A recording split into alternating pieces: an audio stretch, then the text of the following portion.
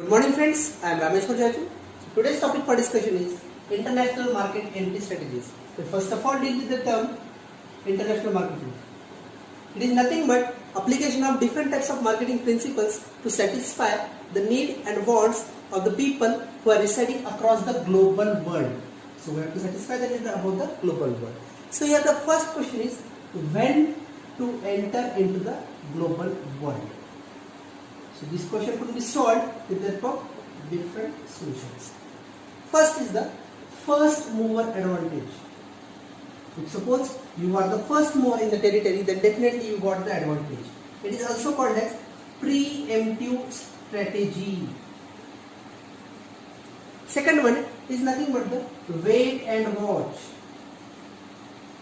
They are nothing but the market followers. So here this strategy is followed by different types of large scale industry, small scale industry, where they use the different types of strategy to go into the market. Next one, with the help of Hollandson, he prescribed the three different ways in which three different rules are there. The first one is the name rule. It means the decision maker uses the same mode. Here only the same or only the one mode is used to enter into the global world. He ignores the differences among the individual for international market. So it typically depend upon the luck of the manager or the luck of the company. Second strategy or second rule according to Hollandson is pragmatic rule.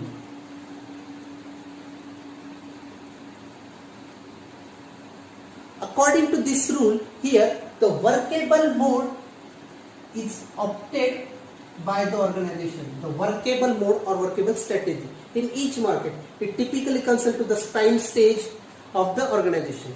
Typically, with the help of pragmatic rule, exporting business could be done or the exporting strategies could be done. It is one of the low risk.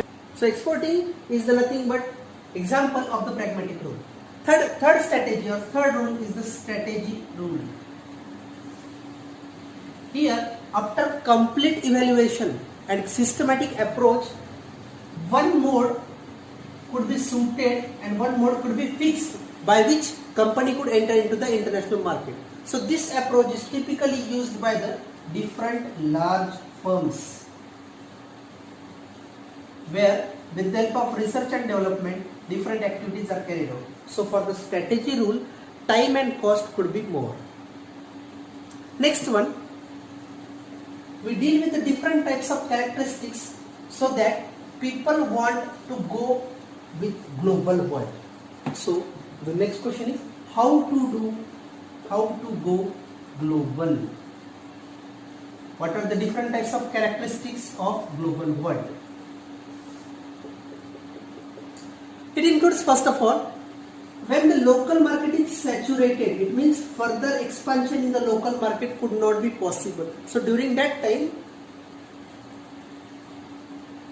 to identify new destinations of market, we want to go global. A company want to go global. Second one is nothing but to earn the different foreign exchange, because with the help of foreign exchange, standard of living could be increased of the people. Next one is nothing but the virtual team. So with the help of that team, a perfect staffing could be possible where individual could not have gathered at one place. With the help of virtual team, they can work with their home country. That could be possible with the help of virtual team. Next one is nothing but the competition of hitting back. Because during previous time, the thing is that competitors hitting back you in your home market. So it's our turn to contain them in their own home market. Next, image of the brand. If our brand create its own image, then it's our turn to capture the more market with the help of already created branding or already created image of the brand. Then if suppose the world or the country is the mass market, then definitely we are going to offer them to get more number of people and more number of population which is attracted, because in the mass market the demand of the product is somewhat more in the nature. Then again we have to enter into the favorable trade agreements or into the favorable trade regions like different countries or different regions like SAARC, that is the South Asian Association for Regional Cooperation, NAFTA, North American Free Trade Agreement, where favorable trade could be possible. Again, if suppose the countries are culturally identical, then it is very easy to familiar with the company, with the countries. Then next one is we have to enter in the countries where lower barrier for entry, like restrictions are reduced. Again, at the same time, we could say that if suppose we want to become a market savvy in conditions, so we have to optate the mode of digitalization, and again we have to capture different types of trends which are going in the market. Now we move towards our main thing, that is the entry strategies or routes for different international market, in which there are different things or different entry routes are there. First one is the exporting, in which direct export, indirect export. Second, licensing. Third, franchising. Fourth, joint ventures. Fifth, contract manufacturing. Sixth, strategic international alliance. Seventh one, direct investment, that is nothing but the FDI, foreign direct investment. Then eighth one is the other modes. It typically includes consortia, turnkey projects, and a wholly owned subsidiary. First one, exporting. In exporting is generally defined as sale of the products and services in the foreign countries which are produced in the home countries. That is nothing but the exporting. Generally, exporting is more beneficial to the different beginners. And again, at the same time, it is useful for the different small time and mid-sized companies. There are two types of exporting. First one is the direct exporting. In terms of direct exporting, organization produces their product and sell them in the foreign market by their own basis. So here, higher startup cost is required for the direct exporting. Second one is the indirect exporting. In terms of indirect exporting, organization produces their product by their own and sell them to a third party organization. So here, startup cost is somewhat low in nature. That is the main difference between direct and indirect exporting. We have to take about the different types of advantage of exporting. We could say with the help of exporting, we are able to make good market, at the same time generate more money. Manufacturing cost is somewhat reduced due to the exporting. At the same time, exporting is one of the most fast access or mostly quick access among all strategies of market entry. That is the most important thing. But at the same time, there are different types of disadvantage of the exporting, because exporting is not a commitment thing. So here no commitment are there. Once the exporting thing is done, then definitely the relations could not be followed. At the same time, it is problematic to the different types of intellectual property rights. Now, the indirect method, here we discuss one indirect. Counter trade is one of the indirect exporting method. It means in counter trade, here customer agrees to buy the goods and services on one condition, that the seller must buy some goods in return from the customer. That is nothing but the counter thing. Okay. Here the different advantages of the thing is nothing but we got an order. It means placing of order at the time of getting commodities from the foreign companies. At the same time, here we are able to open the closed market. It means the market which is closed one for our company, that we are able to open it. But at the same time, certain disadvantage to the counter trade. And the main disadvantage is due to counter trade, conditions like dumping could be possible. We already discussed about dumping. It is nothing but selling of the commodity at a cost which is lower than the production rate for the domestic companies. So this is nothing. There another indirect exporting method is the piggybacking. It is one of the unique method to enter into the market with the help of new product or distinctive product and features. In the piggybacking is typically useful for the small companies. So instead of exporting by their own in piggybacking, we are going to the large companies and make an agreement with them that with their inventory they could sell our product from the small companies itself. So it create a major backbone for the companies like piggybacking. That's all for the exporting. Now we move towards the second strategy, that is the licensing.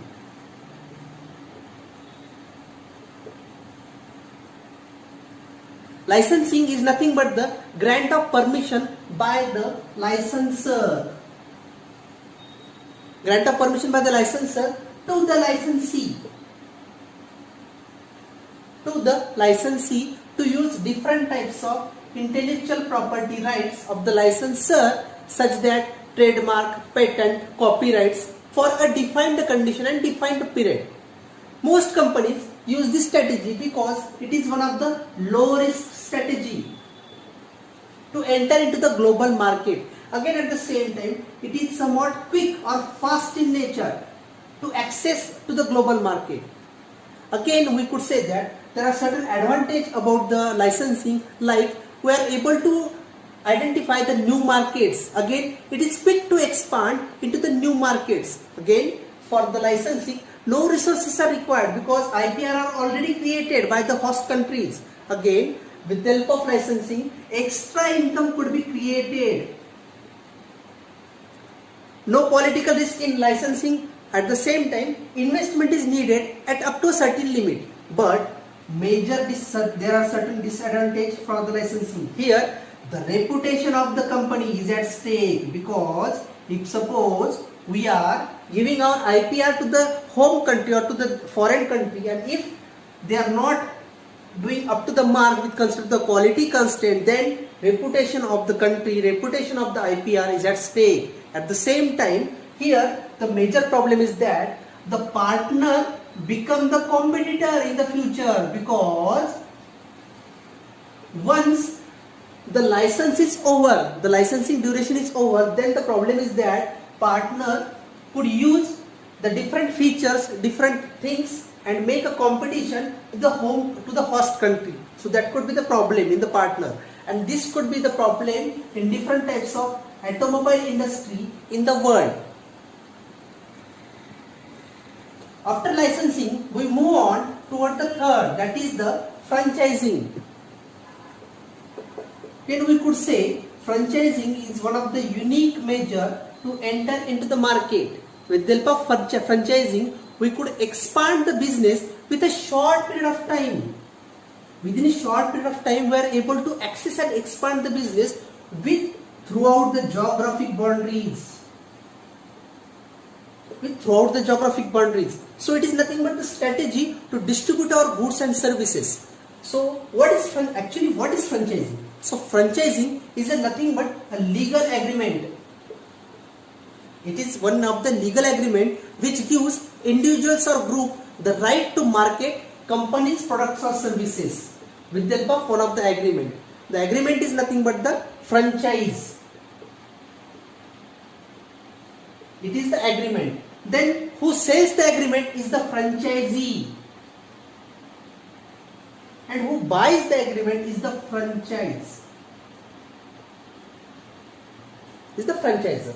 Agreement is franchise. Who says franchisee? Who buys the agreement is the franchisor.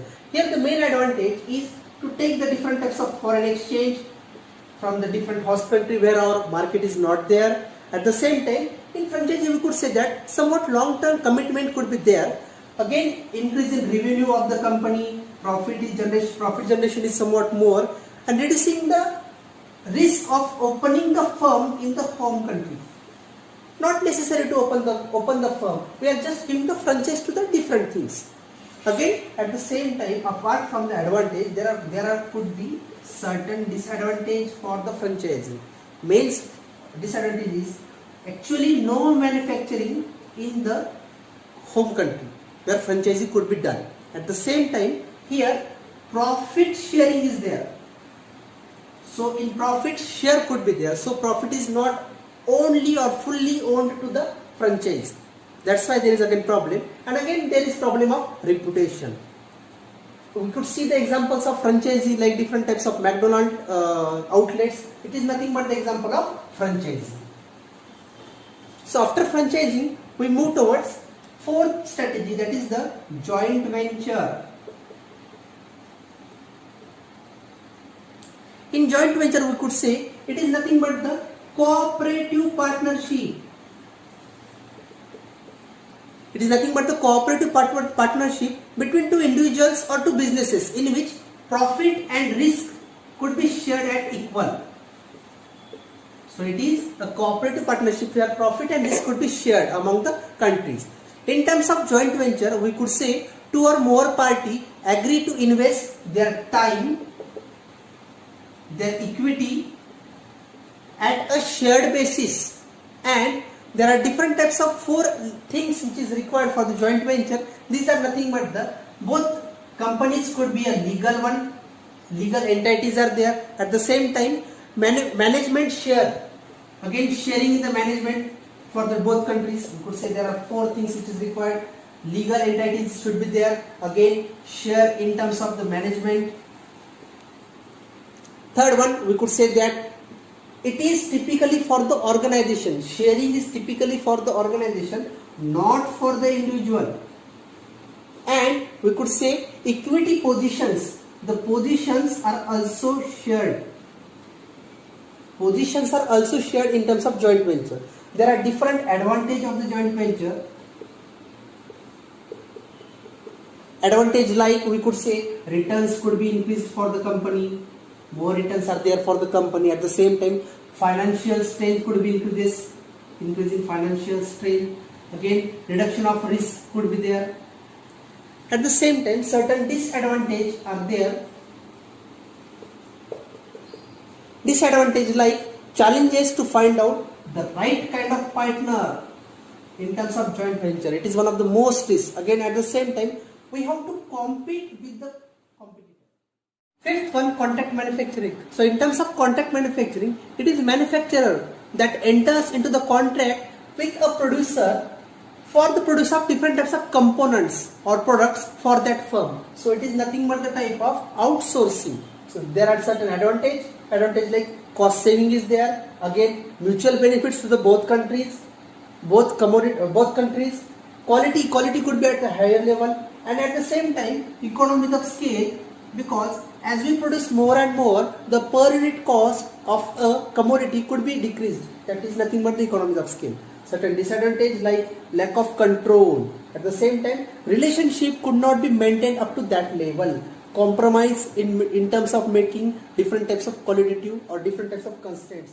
And problem is related to the IP. Sixth one is SIA, that is Strategic International Alliance. It is nothing but a business relationship which is established by two or more companies to cooperate for the mutual need and sharing of risk in achieving the common objective, that is nothing but the SIA. So here cooperative agreements made between potential or actual competitors. So we have to make SIA between the competitors to increase the competitive strength of the company. So main aim is to increase the competitive strength. It is nothing but the internal analysis of the company. We have to increase our strength and we have to reduce our weakness. It creates opportunity for rapid expansion of the business and access for new technology. At the same time, we are reducing the marketing cost. Here scope for innovations is much more. We have to make competitive moves. With the help of that, additional source of product could be prepared, and again capital investment is somewhat reduced. Is the FDI, that is foreign direct investment. FDI is foreign direct investment. It means company from one country making physical investment into the building factory, that is structure, equipment, organization into the another country. That is the foreign direct investment. In India, FDI is allowed mainly in terms of the financial sector, insurance sector, telecommunication, tea plantation, hospitality, etc. In India, there are two routes to enter into the India with by means of the FDI. These routes are, first one is the automatic route. It means there is no permission is required, no prior permission is required in terms of the automatic route. Second one, with the help of prior permission. the permission from FIPB board, that is Foreign Investment Promotion Board. So with the help of that, prior permission is required. Again, we could say in terms of FDI, India is front runner to get more and more inflow of the FDI in the world. At the same time, we could say in India, the countries who are going to make their investment largely, they are different countries. Among them, Singapore and Mauritius are the front runner countries in India. In terms of FDI, we could say 100% FDI is allotted. In terms of insurance intermediary, again 26% in digital news, and FDI inflow is India is nearly 62 billion US dollar. There are different advantage of the FDI. The advantage like increasing the domestic employment of the people. At the same time, we are able to increase our balance of payment. Again, capital generation could be more, able to increase the foreign exchange, increase the standard of living of the people. Again, the source of income, increasing the per capita income of the people. But again, there are different types of disadvantage of the foreign direct investment. Typically, the disadvantage like there is cultural change among the countries. At the same time, we could say foreign currency exchange. So that is again one of the major disadvantage, because if countries could not able to cope with that, for FDI higher cost is required. If suppose there is a fluctuation in the currency, then there is a problem for the foreign direct investment. And apart from that, one of the disadvantage of the FDI is that technical dependence on the foreign sources. So that is one of the risks in the FDI. Its strategy for international market route is nothing but the other one. In other, there are different things like turnkey projects, consortia, greenfield investment, and wholly owned subsidiary. First one is the turnkey projects. It is typically based on the principle of BOT, that is build, own, and transfer. So it is nothing but build the thing, then own the thing, and transfer the operational thing. So in the word turnkey is nothing but in simple, turn the key and plant is operational in nature. The turnkey projects is typically made for the different types of consultancy services, different types of project management for the construction purpose, at the same time different types of manufacturing and supply, architectural projects, turnkey projects are made. Second one is the consortia. Consortia is nothing but an extended form of joint venture where more than two members are added, so that risk could be minimized one. It operates in a country where none of the market leader is there. During that condition only, consortia could be operated in that country. Third one is the greenfield investment. In terms of greenfield investment, it is applied where you buy the land. First of all, you buy the land, then build the facility and operate the business in the country on the basis of foreign market. So here the major problem is that higher risk is up to the level of cost, because major cost is required to buy the land, to build the different types of facility. So typically this is nothing but the example of Tesco, where it typically goes for buying of the land, buying of the different resources, and they then go for the business. Fourth one is the wholly owned subsidiary. It is somewhat similar to FDI. Instead of money, but here instead of money, with a wholly owned subsidiary, a firm owns 100%. Firm owns 100% of the total stock and make a new subsidiary. That is the wholly owned subsidiary. So here advantage could be more control over the operations. Again, economies of scale is there. More and more production per unit cost could be lower. Disadvantage is commitment could be not there, and risk is much more in terms of the wholly owned subsidiary. It is most costly one, that is the wholly owned subsidiary. So in a nutshell, the different strategies for the international market looks like in the diagram. The diagram is composed in returns versus risk, low, high and low, high. Like for exporting, it involves low returns and low risk. Again, Same way we are going to involve licensing, franchising, joint ventures, then contract manufacturing, systematic international alliance, FDI. Okay. So from this point we could say that for exporting low risk and low returns are there, but for the FDI risk is more, at the same time returns are also more. And for the exporting we could say it is typically for the marketing of commodity only. Then as per the contract manufacture we could say here production is there, or marketing production with the help of marketing is there. And for the FDI here marketing, production and resource involvement is also there.